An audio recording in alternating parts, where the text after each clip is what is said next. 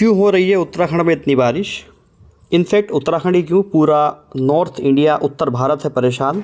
इस सवाल ने आपको परेशान तो किया ही होगा। चलिए आज कोशिश करते हैं इस सवाल को देखने की। आप देख रहे हैं कि पूरा जो उत्तराखंड है उसमें लगातार बारिश का सिलसिला चला हुआ है।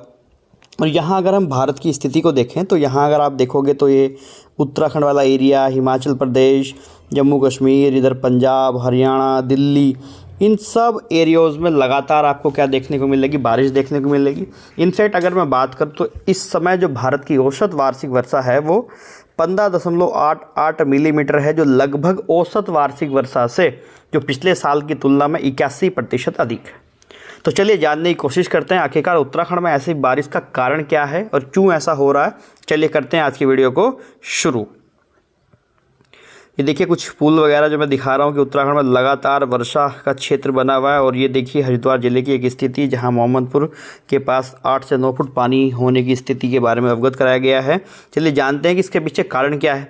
देखिए आपने बहुत बार पढ़ा होगा पेपर के अंदर, या बहुत बार आपने ज्योग्राफी के अंदर एक चीज़ पढ़ी होगी कि जो वेस्टर्न डिस्टर्बेंस है, यानी कि पश्चिमी विक्षोभ के बारे में आपने पढ़ा होगा। तो वही पश्चिमी विक्षोभ और साथ साथ इस समय मानसूनी समय इस समय चल रहा है उत्तराखंड के अंदर, तो इन दोनों की वजह से ऐसा हो रहा है। देखिए पश्चिमी विक्षोभ क्या फिनोमिना है, आप शायद जानते हो या नहीं जानते हो, थोड़ा सा मैं आपको अवगत करा देता हूँ। देखिए ये मेडिटेरियन सी है, यानी कि एक तरीके से आपका हम इसे बोलते हैं भूमध्य सागर। इसी भूमध्य सागर से जब वेस्टर्न जेट स्ट्रीम धाराएं आती हैं और वो इधर ईरान, अगर आप देख पा रहे होंगे, अफगानिस्तान, पाकिस्तान को होते हुए उत्तराखंड की हिमालयी क्षेत्रों तक पहुँचती है। तो वही हिमालयी क्षेत्र जो है वहाँ पर आपको स्नोफॉल देखने को मिलता है, और उसके नीचे वाले जो समतल मैदानी क्षेत्र हैं वहाँ आपको लगातार वर्षा देखने को मिलती है। साथ साथ अगर हम बात करेंगे, ये तो एक छोटा सा फिनोमेना मैंने आपको बताया, यहाँ थोड़ा सा और आप क्लियरली देख सकते हैं।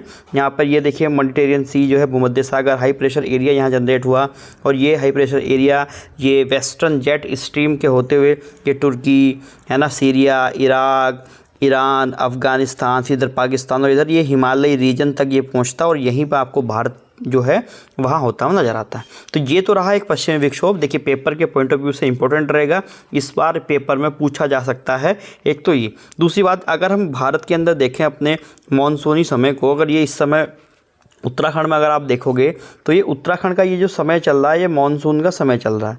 इस समय लगातार आप देखोगे कि बारिश हमारे यहाँ होती है, मानसून होता है। तो वही मानसून और ये पश्चिमी विक्षोभ जब दोनों एक साथ मिलते हैं तो वहाँ भयंकर आपको बारिश देखने को मिलती है।